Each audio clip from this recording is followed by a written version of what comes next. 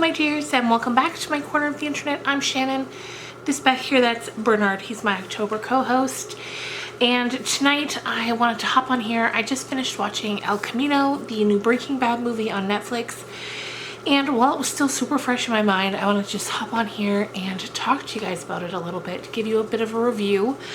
So I'm going to put up a disclaimer right now that if you haven't seen it and you want to see it, probably come back to this video after you've watched it, because it's going to be hard to talk about it without any spoilers. So let's just jump on into it. Based on the trailers that I had seen for El Camino, I wasn't really sure where in the timeline it was going to pick up. Like, I knew it was going to be after the events of Breaking Bad, but I wasn't sure if it was going to be soon after or sometime in the future.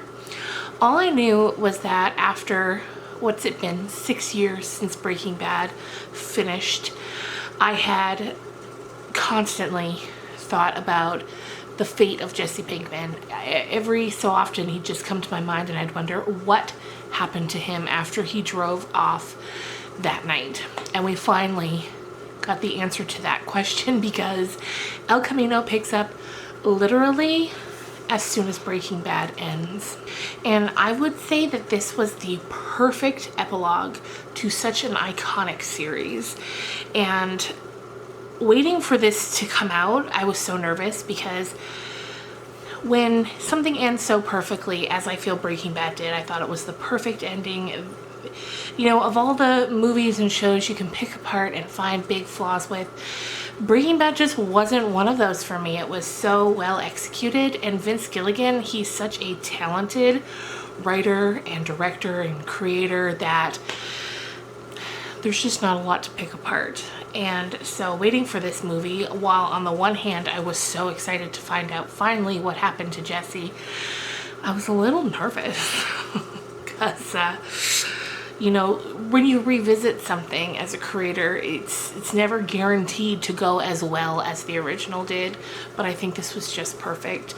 El Camino had a very unique feeling to it.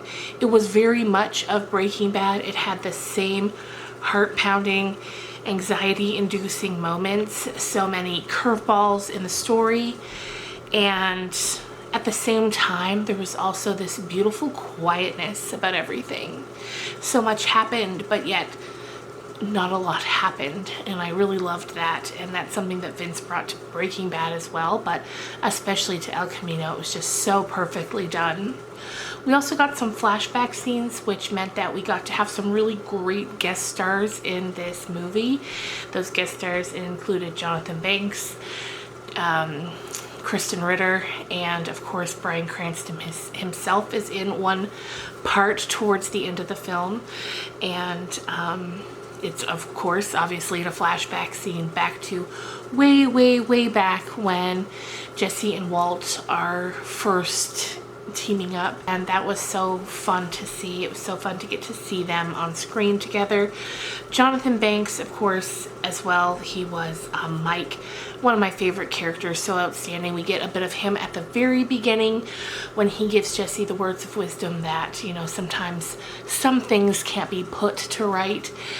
Jonathan Banks, of course, if you loved him in Breaking Bad, he also went on to be in the sort of spin-off series Better Call Saul, which I also love, although I'm a little behind in it and I need to get caught up, but so good. If you're watching this, I'm assumed you took my spoiler warning to heart, so we're just gonna really get into it now. The movie is about Aaron Paul. He drives away in the El Camino at the end of Breaking Bad. It's about him trying to get his life together, and first we see him go to his two best friends, Badger and Skinny Pete, I think was his name was, and they help him. And those are best friends. They were loyal when he got there. They took care of him. They gave him everything they had. in their car so he could leave the El Camino because it had a LoJacker on it. They gave him every bit of money they had, and towards the end when he was leaving, Skinny even gave him his hat, which he had worn throughout the entire series. Like that's when you know. From there we had a lot of flashback scenes with him and Todd, when Todd had him held captive down in the cage, and we find out that he knows, like, Todd is so crazy. Like, of all of the characters that have done crazy things, Todd is the one that makes me the most uneasy, and that maintained true throughout El Camino. So then we get the flashbacks with him, which leads to Jesse knowing that he has a lot of money in his apartment, and the El Camino used to be Todd's as well. So then we come back to the future and then Jesse's going to Todd's to try to find the money, which he does, but not before a couple of criminals dressed as police officers come in and they take 2/3 of it, which, you know, he's lucky he got any of it.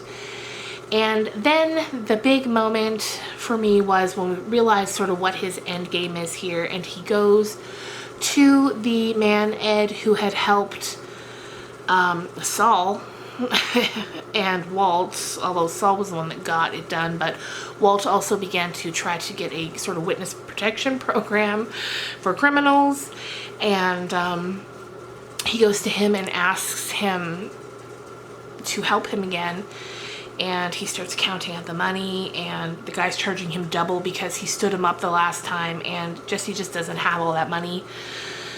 So he goes to where the two criminals who took the 2/3 of the money are, and he asks them for a very small amount because he only needs $1,800 to have enough. The guy challenges him to a duel of sorts for the quickest, you know, the quickest straw. And Jesse kills him, ends up killing another guy who pulls a gun on him, and then he gets that guy's portion of the money as well. He's able to go back. He's finally able to go back to Ed, say, I've got the money, let's get out of here. And so Ed takes him to Alaska, because at the beginning of the movie, when we see Mike, Jesse asks Mike, if you were my age, where would you go? And way back then, Mike had told him, I'd go to Alaska. You know, you can be anything you want to be up there. And so we find that Ed has taken him to Alaska and gives him a vehicle and tells him, you know, drive this way, you'll make it to town. We're happy to know that Jesse now has some money because he got the other guy's portion. And yeah, then we get some more flashback scenes. We get the one with Walt, and then we get one with Kristen Ritter, whose character name I cannot remember, but it's just a brief sort of scene that really embodied how their relationship had been when she was alive before Walt let her die in Jesse's bed by choking. And yeah, then we just see Jesse driving. He's wearing a sweater and he's in Alaska and he's in this vehicle. Before Ed left him there, he you know, he was able to write a letter of goodbye, and we see that who he writes the letter to at first as Ed's reading it, and then Jesse's sealing it. At first you kind of think maybe it was to his parents, but then we get to see an angle of the envelope where it says that it's to Brock, which of course is the son of his deceased girlfriend, but not the Kristen Ritter one, the other one. Anyway, it was, I really enjoyed it. There's a scene as well where he does call his parents, so they know that he's alive. They want him to turn himself in, as you would if you were his parents, you know. They think at least he has a chance of survival if he goes in and turns himself in, but he knows that that's not what he wants to do. Jesse, throughout this whole entire film, he has nothing to lose, and he shows us that over and over again. Like, anytime there's a gun on him, he's like, then pull the trigger. Because that said, back at the house when at Todd's house, when the other criminals come and they also want the money and they've got the gun on Jesse, and he's like, go ahead, kill me, because if I don't have this money, I'm screwed anyway. So, but yeah, I thought it was the perfect ending. We can all now rest assured that Jesse's okay. you're like me and have been wondering for the past 6 years, now you know everything's fine. And it was great. It was like seeing a bunch of old friends that you hadn't seen in years, finally getting to catch up with them. And it felt like the perfect final farewell, just the cluing up, because we all love Jesse so much, you know, and there was something about him that was so tender-hearted. You know, he was soft in a good way, you know. He wasn't cut out for that, the murdering and the murdering mostly. And so it made me so happy to know that he got away to get a fresh new start. And you know, anyway, you guys, thank you so much for watching. If you've watched El Camino, which I'm assuming you have if you've made it this far in the video, let me know down below what your thoughts were. Did you love it? Did it disappoint you? Yeah, and I hope you guys all have a fantastic weekend, and I will see you on Monday with another paranormal video. Bye guys.